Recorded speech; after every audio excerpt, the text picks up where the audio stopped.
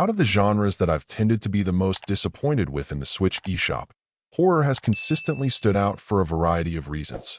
Whether the issues have been with an over-reliance on jump scares, too many dull walking simulators with horror trying to spice them up somehow, or simply a lack of care or creativity, there's been far more bad than good out there. Strangely enough, now thinking it over, one of the trends I can think of when it comes to better efforts has been to go old school. While games with a more pixel art 16-bit era look have a harder time delivering on the gore, that hasn't typically stopped the games from grabbing your attention and sucking you in. Dead of Darkness is pretty unapologetically old school, whether that's in terms of its look, the fact that you'll be forced to rely on specific save points that aren't terribly abundant, or that you'll struggle with scarcity when it comes to critical resources.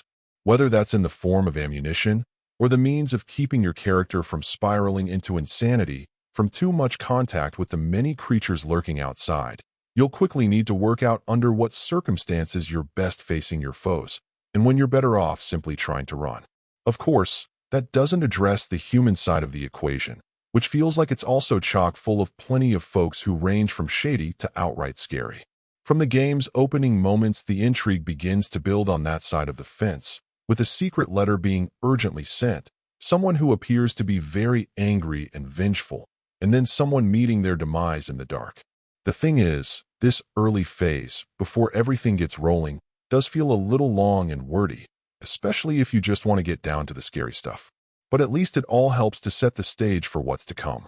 For survival horror veterans, most of the game and how it operates should feel familiar, just thankfully without the bad camera angles and other headaches that the genre opened with back in the PlayStation days. For everyone else, it may not be a slam dunk, but if you're itching for a decent horror title, you can absolutely do far worse than this. Overall, my final score for the game ended up being an 8. And if you're interested in picking it up, it's currently available on the Switch eShop for $15.99. Thank you for taking the time to listen to this review. And if you'd like more information or ideas of indie games worth checking out on the Switch or the Switch 2, be sure to click on the link provided in the description. Until next time.